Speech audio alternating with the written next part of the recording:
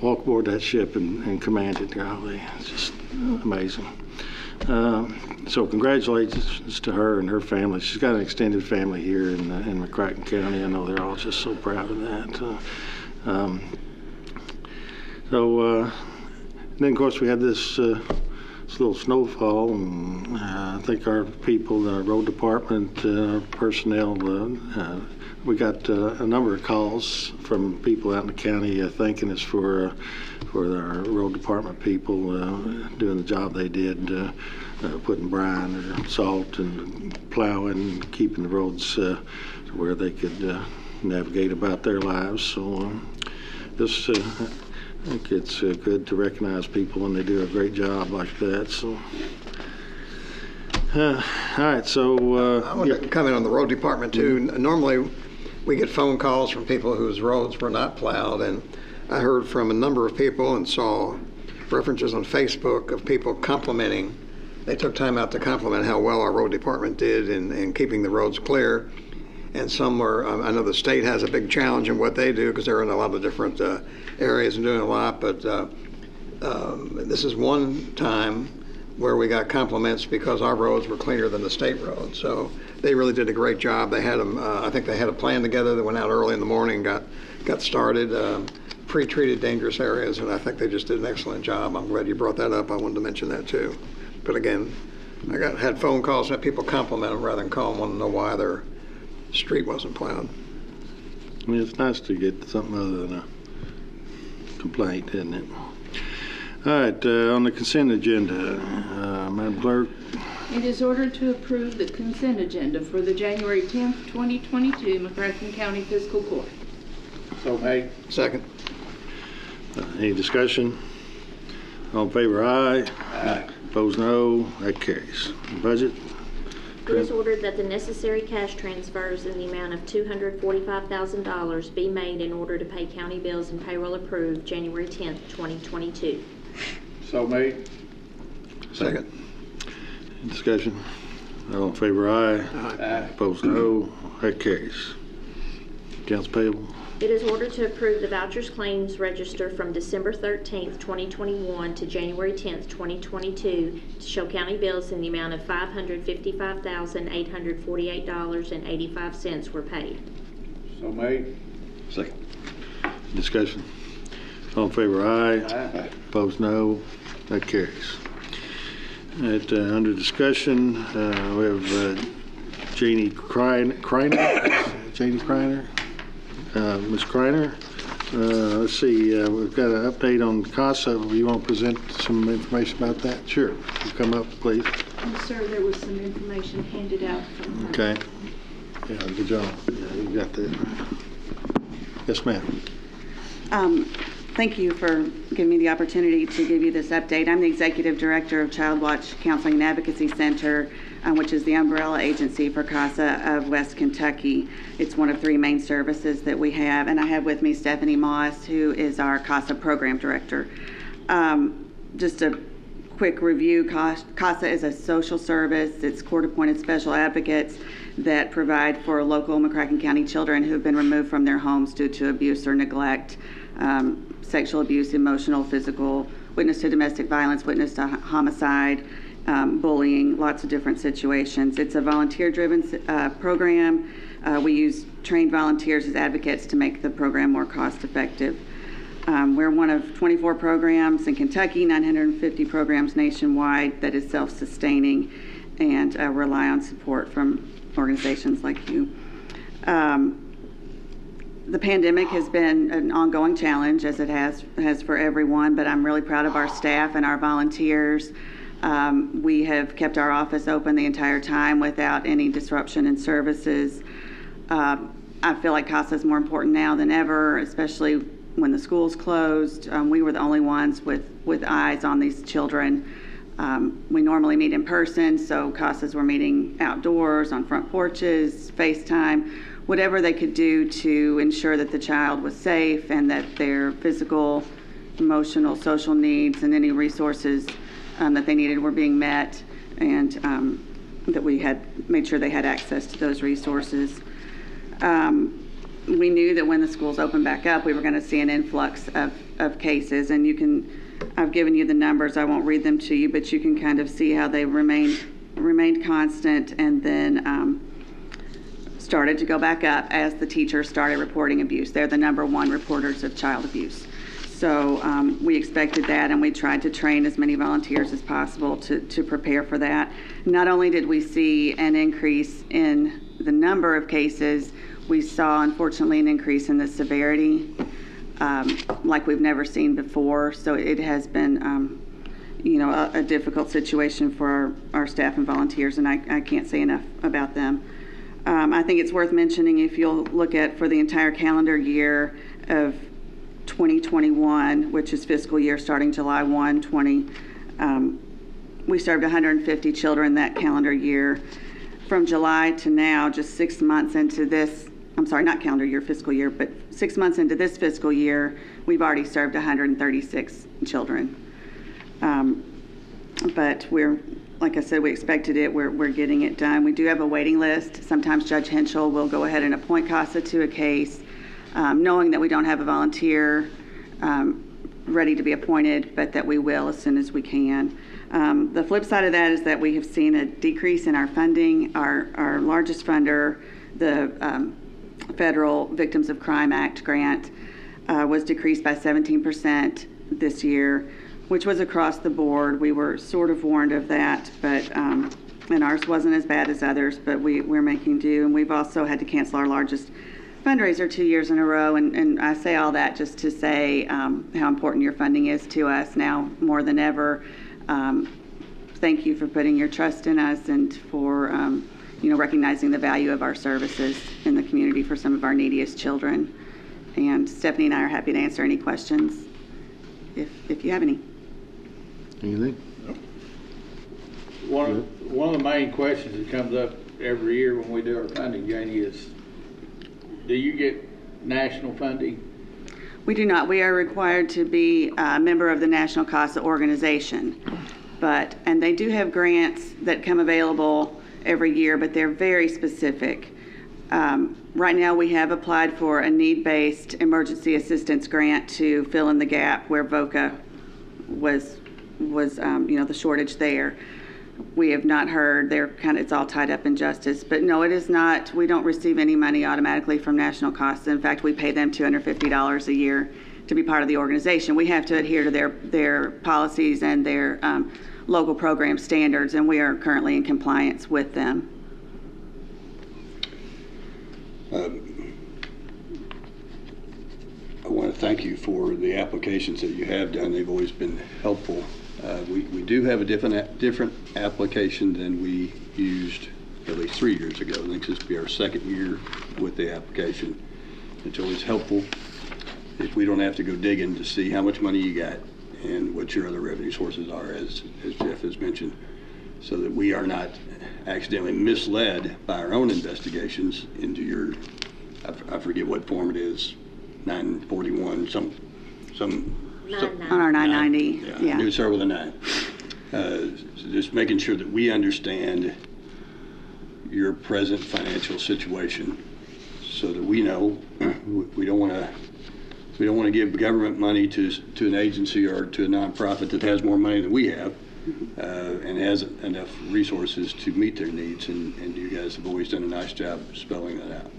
Well, thank you. And I understand it's a little confusing because we are an umbrella agency, and you look at our overall budget, and it looks like we should have plenty to cover CASA, but our grants are very, specific to our other programs.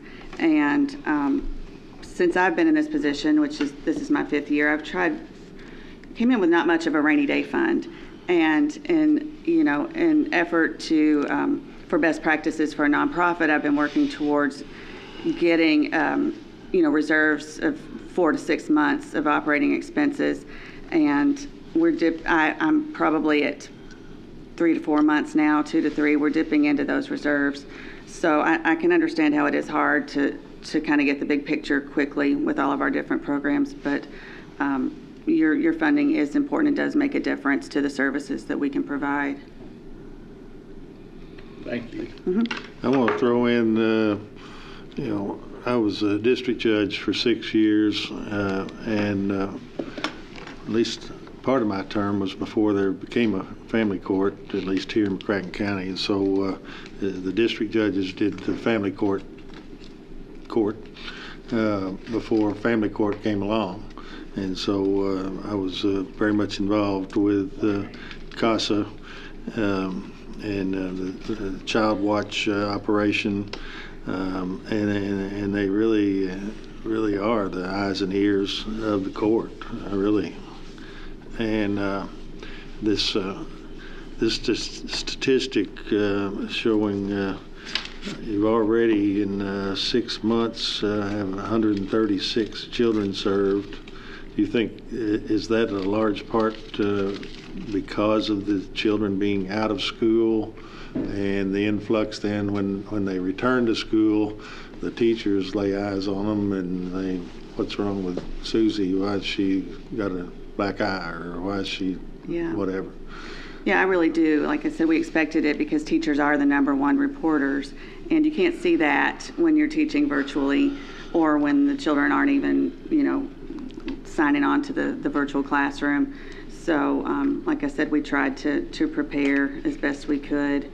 I think, just the situation in general just adds another layer of trauma to parents who already have different stressors in their lives, and that too is going to increase the occurrence of child abuse in our community. Yeah. And so, I guess unfortunately we, a segment of our society at least, that's one of the things I guess that doesn't really get talked about when you're talking about children not being in school.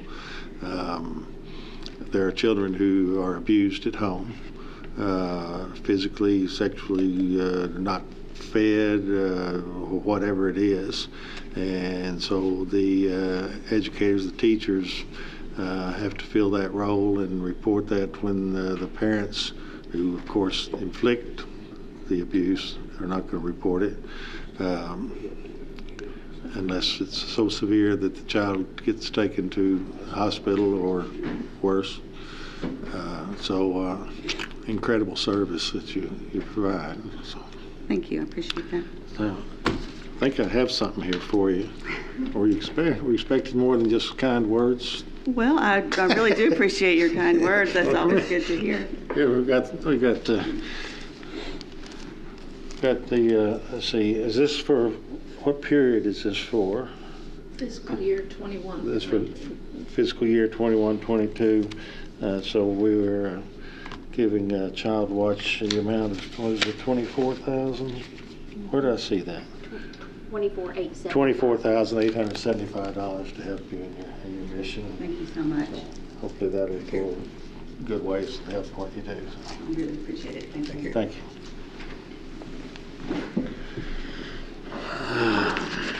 All right, court orders, 5A. It is ordered that pursuant to the federal mandate effective January 10th, 2022, the COVID-19 vaccination, testing, and face covering policy for McCracken County is approved. This policy is considered effective January 10th, 2022 at the conclusion of approval of this order. So made. I'll second, so we can bring it up for discussion. All right, discussion then? If you want, I'll go first. Sure. I'm going to make a motion in a minute to pass over this ordinance. I want to explain the reasons why I'm going to make that motion. Number one, if any of us on this fiscal court had a choice of whether or not we'd even consider this, it wouldn't even be on the agenda. And I think, as may be addressed by some other members, that's a mandate by the federal government. They're trying to tell us what we have to do. And I don't know that any of us really agree with this mandate. Number two, there are really no regulations right now implementing this. Kentucky is what they call a state plan state. Kentucky OSHA is the one that enforces all federal and state OSHA laws.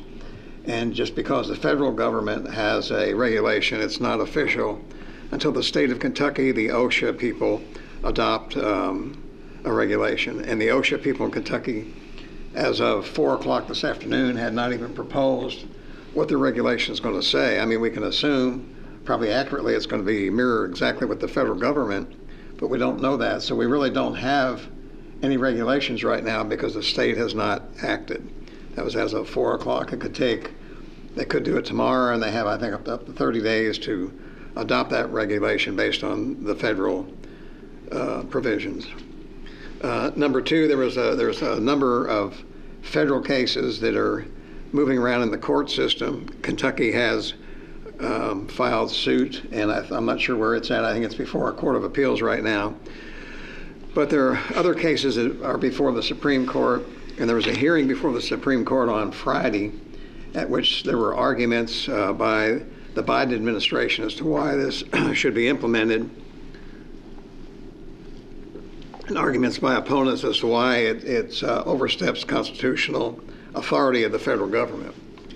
I think there's consensus among all of the media who covered that and have written about that the Supreme Court at some point will overturn and not allow that regulation to go into effect.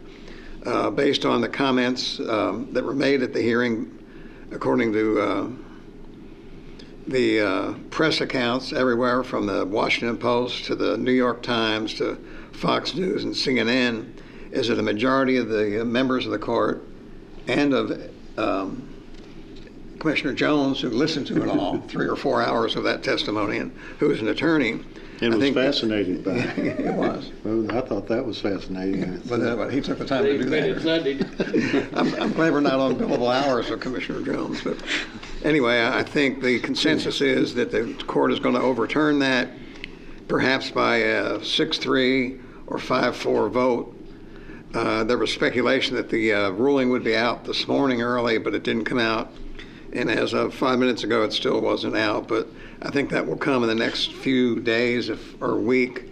The last I was told, it was delayed in coming out because some of the justices wanted to write minority opinions, and they weren't finished with those yet. So I think the federal government, I think the Supreme Court, based on all those accounts, is going to overturn and not allow this regulation to go into effect. And I don't know that we really need to take a vote on it and even propose it, even if we have a caveat in there that it's not going to take effect if the Supreme Court rules. I think we need to wait for the Supreme Court to rule. And again, that's three of the main reasons I think we ought to pass over this.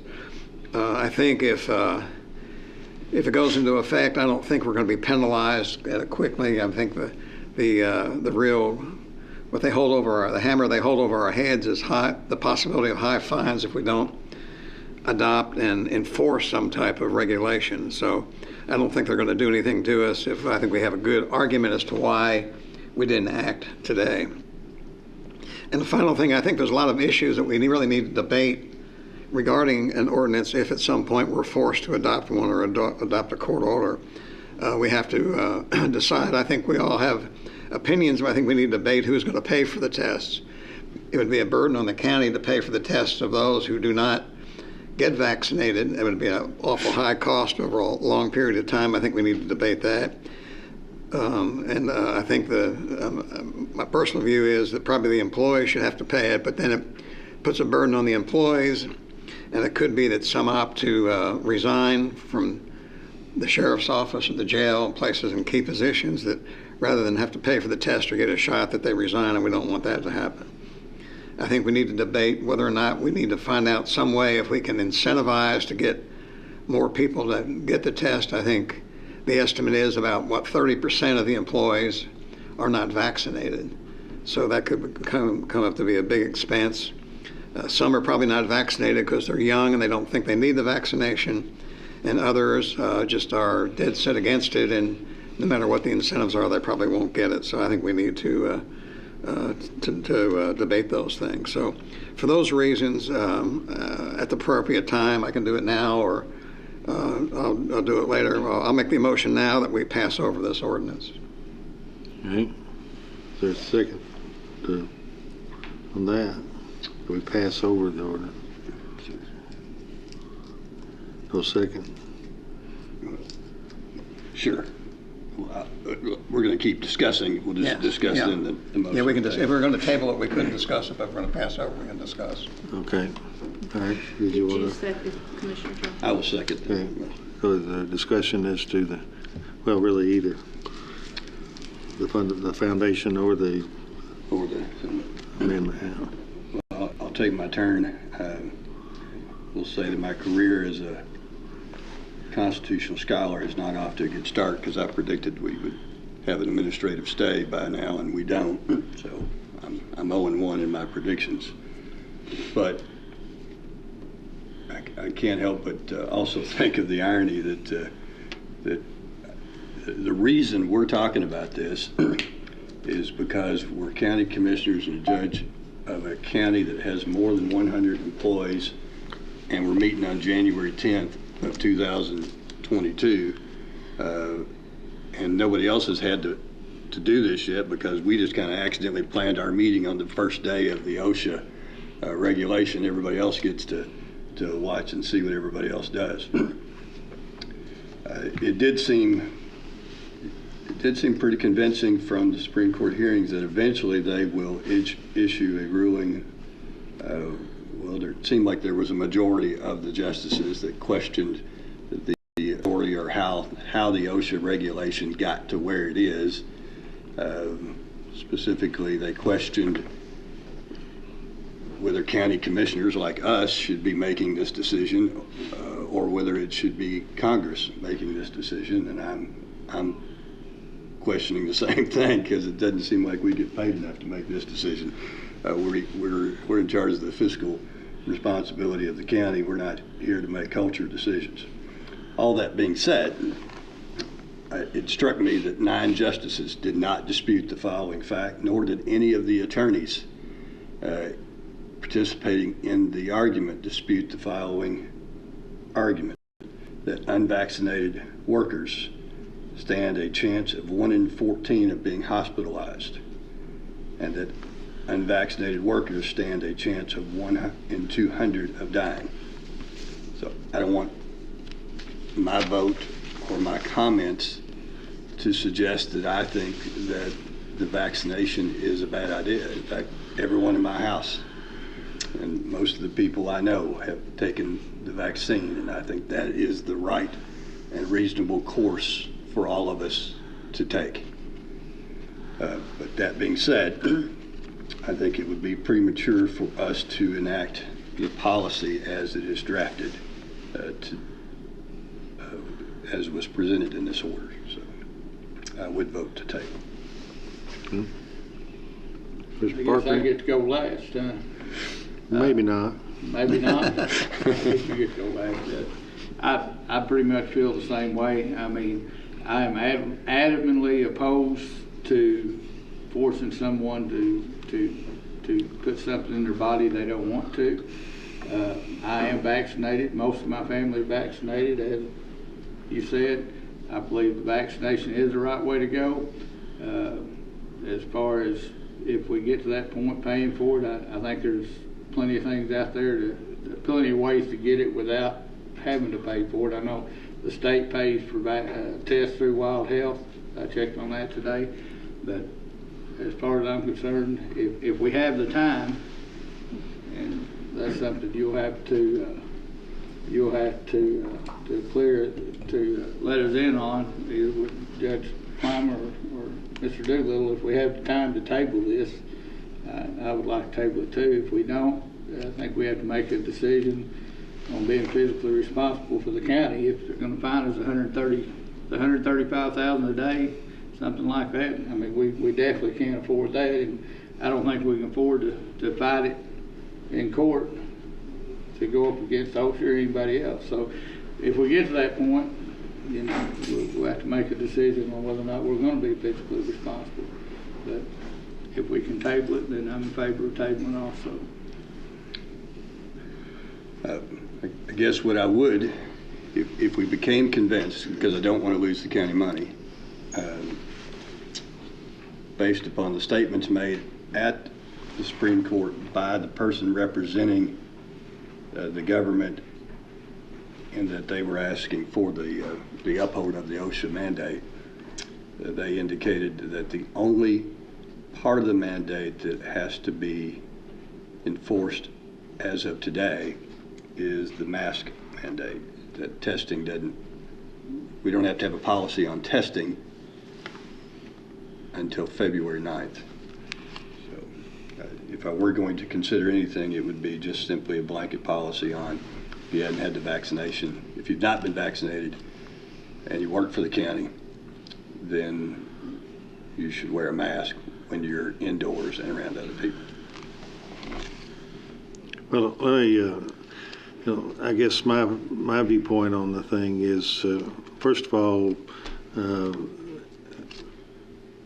myself, Steve Doolittle, Michelle, and HR, and Pam in finance, and Vicki, and I, we've all worked quite a bit of hours trying to figure this thing out and how we could comply with this if complying becomes necessary. And so we've made several decisions tentatively, of course, tentative on approval of this cumulative body, the fiscal court. The one thing, I guess, being a lawyer and being a judge of 23 years, it concerned me on, maybe it's no more than a philosophical level, but it concerned me that it was a situation of, first of all, it's really, I think the question is, can the executive branch of the federal government do this, is the big question. But also, we're now told that we have to be in compliance by today, as I understand it, have to be in compliance by today. But if we're not, then we can continue on without being punished till, was it the 10th of February 10? Is that 9th, February With regard 9th. to testing. So the federal government and OSHA says you have to be in compliance. The Supreme Court is not the place to stay on this. And so as of right now, I don't know, I guess as of midnight tonight or whatever time, essentially as of today, if you don't have this policy, you're not in compliance, but out of the goodness of their hearts, they won't punish us for not being in compliance until the 9th. And so if you want to call that a philosophical debate or whatever,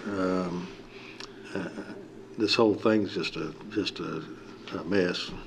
And I mean, I guess I don't have a strong feeling one way or another. It sounds like you gentlemen would prefer to pass on it and wait and see what the guidance is. We will, if we pass on it today, then I guess by the letter of the law, we will be in non-compliance, but we know that we won't be punished. There won't be any enforcement issued so long as, if the thing is actually enacted, as long as we're in compliance by the 9th. And of course, there's some language about if we're making a good faith effort. We've done our part. The state hadn't done its part. The federal government hadn't done its part. Supreme Court, I think that's probably right. We'll probably have a decision by the majority of the Supreme Court, but all the minority justices, they want to throw their 2 cents in about why they think it's not right. So I guess that's where we are. The motion then is to pass on pass over to the next meeting. What's our next meeting day? January 24th. January 24th. Yes. Okay. So any more discussion on that? Passing over. All in favor, aye. Aye. Opposed, no. That carries. So we'll pass over to the 24th. Perhaps by then we'll know something. Judge, I appreciate all the work everybody's done on it. I know from the drafts we got that you and the staff have really worked hard on this. It's taken a lot of time. That other things could have been accomplished, and I think all of us as commissioners spent a lot of time on it too to try to find out if there are alternate ways to take care of this. I wondered at one point whether or not we could declare each department separate in employment, so we'd have under 100, but we couldn't do that. For example, say the sheriff's office has under 100 employees. If we listed them as one, we wouldn't have to comply, but there's not much we could do. But anyway, I appreciate all the work everybody's done on it and all the input, and I just hope that the Supreme Court does what's right and we don't have to come back and adopt something or consider adopting something. I will say also that from a purely money standard, fiscal perspective, we've not yet had an unvaccinated worker hospitalized yet. But if that happens, frankly, if it happens to a vaccinated worker, it will be expensive and it will ultimately affect our premium, our health insurance premiums and cost. And just like we do for tobacco or other issues, I'm interested in ways that we can incentivize employees to go in a certain direction because it ultimately will be cheaper on the county. So I'm not uninterested in an incentive program which encourages vaccination. But I think that needs more time and thought. Okay. All right, let's see, we're ready for B? Yes, sir. It is ordered to authorize the judge executive to execute a folio and internet cost agreement for Code of Ordinances with American Legal Publishing for the converting of the county's ordinances into folio views and annual hosting of the county's ordinances on the internet in an amount not to exceed $1,500. So made. Second. Any discussion? All in favor, aye. Aye. Opposed, no. What does folio mean? What's that mean? It's a word used on the invoice. It just means gathering up. They just put it in into one package. they just compile it. Okay. I think it's good we do that and put it on the internet. I appreciate that recommendation. Okay, let's see, did we get the vote? Yes, sir. We did, that passed, okay. All right, C? It is ordered to approve the December transient room tax in the amount of $318,217.42 to be dispersed as follows. Paducah CVB, $93,682.04. Convention Center, $63,447.33. Sports Tourism Commission, $96,654.02. Escrow Fund, $64,434.03. So made. Second. Any discussion? All in favor, aye. Aye. Opposed, no. That carries. D? It is ordered that the amount of $58,766.67 be paid to Bill Dunn, McCracken County Property Valuation Administrator, same being the second installment of the county's statutory obligation to the PVA for fiscal year 2021 to 2022 based on certified assessment. So made. Second. Discussion? All in favor, aye. Opposed, no. That carries. E? For approval by Fiscal Court on May 24th, 2021, attached as Attachment A is the list of sheriff employees whose pay will be adjusted effective January 9th, 2022, related to civil process server ad pay. So made. Second. Any discussion? So this is the list approved by the judge executive, or is this just It's the list you're approving right now. Short list is on that paper too. Or we got it in a pack area on the back. I don't know, I don't know where the names actually came. They come from the sheriff. Yeah, they keep track of the data. And they get that paid to their hourly based on the categorization or a bracketed number of papers they serve. So the more you serve, the bigger you get. And this is replace an older program that we had for process service where they got paid, I think, $1 or $2 per paper served.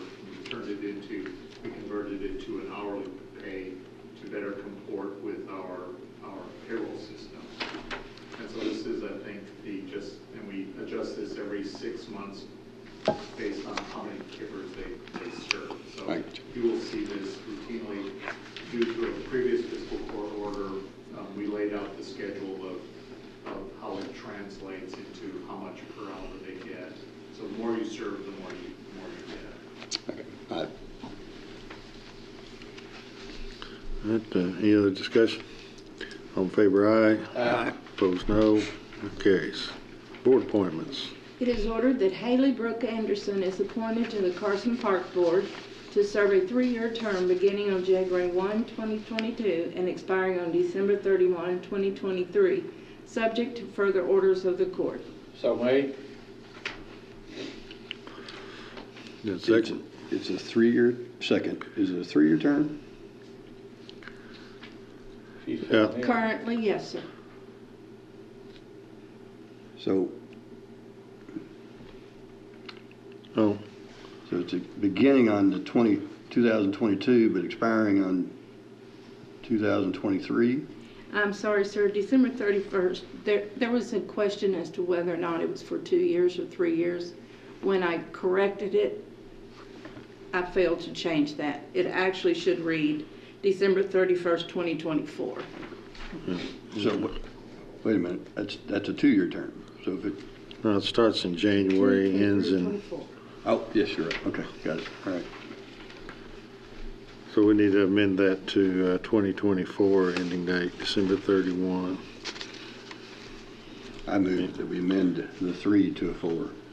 Yeah. All in favor, aye. Aye. Opposed, no. That carries. All right. Now, as to any other discussion on the appointment? No. All in favor, aye. Aye. Opposed, no. That carries. B, It is ordered that Ronnie Adams is appointed to the Hendon Fire Board to serve the remainder of Phil Franklin's term, which expires on June 30th, 2024, subject to further orders of the court. So made. Second. discussion. All in favor, aye. Opposed, no. That carries. Resolutions. It is hereby ordered that Resolution 2022-1 be adopted and enacted authorizing and directing the filing of a Regional Development Agency Assistance Program, RDAP, proposal grant application for up to $198,557 in RDAP funds with the Department for Local Government and authorizing and directing the McCracken Industrial Development Authority to act as the authorized correspondent for this project. The purpose of this authorizing and designation of SPGE resolution is to promote and carry out economic development efforts and job creation activities on behalf of the residents of McCracken County by supporting the debt service on the Ohio River Triple Rail Industrial Site and 401 Kentucky Building Project. So made. Second. So normally this is $135,000, Closer to 150, 150.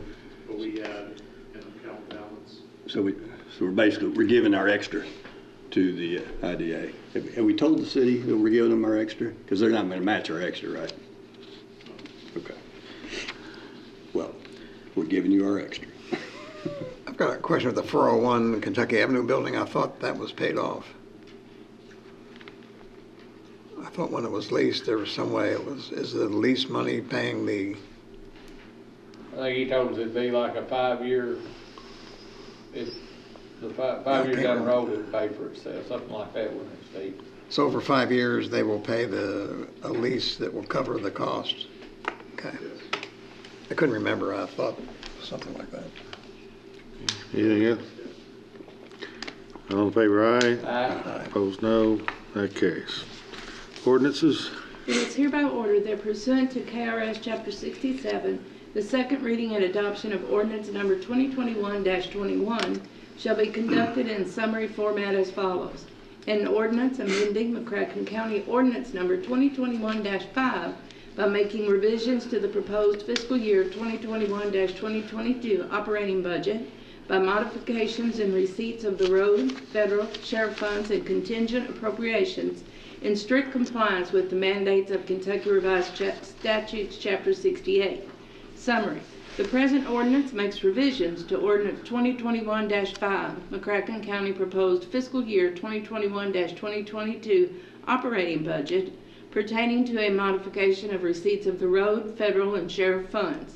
Certification. It is hereby certified by the McCracken County Fiscal Court that the present summary represents an accurate official statement of the main points of and contents of ordinance number 2021-21. Public inspection. Ordinance number 2021-21 shall be available for public inspection in its whole and complete form in the McCracken County Judge Executive's office during ordinary business hours. So made. Second. Any discussion? All in favor, aye. Aye. Opposed, no. That carries. Executive session. Do I have any need for executive session? I don't know of any. All right. Don't need that. Have a motion to adjourn. Made. Second. Second. No, we got Bill second. All in favor, aye. Aye. Opposed, no. That carries. We go. All right. Thank you.